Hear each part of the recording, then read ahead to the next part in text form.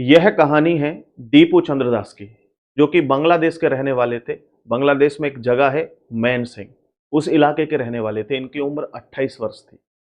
दीपू एक सिर्फ नाम नहीं थे, उनके ऊपर पूरे घर का बोझ था। उनके परिवार में उनकी पत्नी, जिनकी 3 साल पहले शादी हुई थी, उनके माता-पिता और छोटे भाई-बहन शामिल थे। पूरे परिवार में कमाने वाले अकेले थे। दीपू एक कपड़े की कंपनी में काम किया करते थे, जिसका नाम था केडी प्राइवेट लिमिटेड।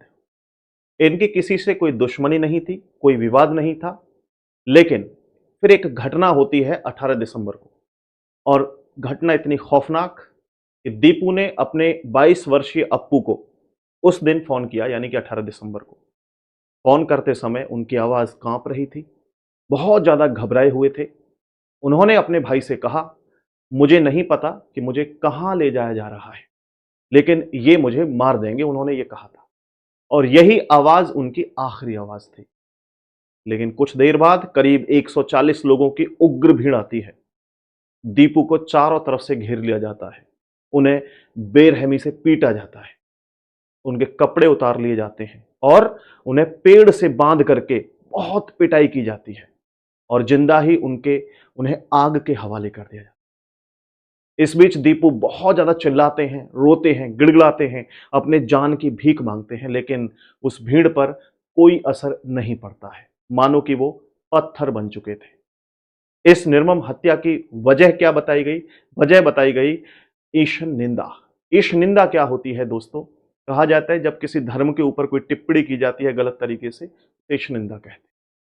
दीपू पर एक इल्जाम लगाया गया था, एक आपत्तिजनक पोस्ट का इल्जाम था, लेकिन सच्चाई कुछ और थी।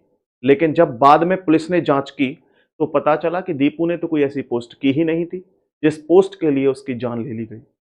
ये पूरा आरोप झूठा था, निराधार था।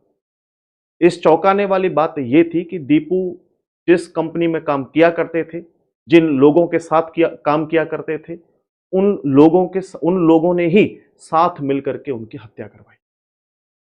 साथियों, आज बांग्लादेश की अगर बात करें, तो बांग्लादेश में कानून से ज्यादा ताकत भीड़ के गुस्से के पास है। जब इस तरह से किसी देश में गुस्से के पास ज्यादा पावर होती है, तो उसे मोबोक्रेसी कहते हैं, यानी भीड़ का शासन, जो आज आप देख रहे हैं बांग्लादेश में।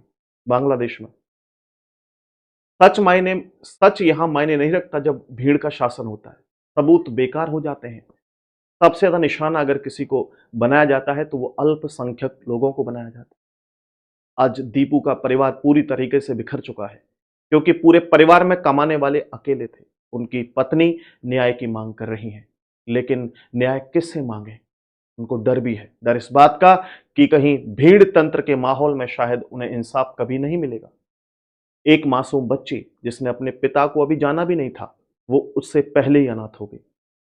यह घटना बिल्कुल वैसी है जैसे एक अनियंत्रित जंगल में आग लग जाती है, यानी अनियंत्रित आग के हवाले कोई जंगल हो जाता है।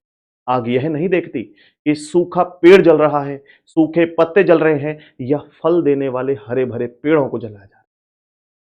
अपने रास्ते में आने वाले हर चीज को राख कर देते हैं। उसी तरीके से साथियों, आज हम कह सकते हैं कि बांग्लादेश का माहौल है। ठीक वैसे ही उम्मीद भीड़ बिना सच जाने, बिना सबूत देखे और हंसते खेलते परिवार की सारी उम्मीदें जला देती। जब समाज में कानून से ज्यादा कट्टरता, भीड़ का डर हावी हो जाता है, तो सबसे पहले मरता है इंसाफ। उसके बाद कोई ना कोई निर्दोष इंसान। यह पूरी कहानी इसी घटना पर आधारित है साथियों। ऐसी और भी कहानियां सुनने के लिए चैनल को सब्सक्राइब करें, वीडियो को शेयर करें। बहुत बहुत धन्यवाद एवं नमस्कार।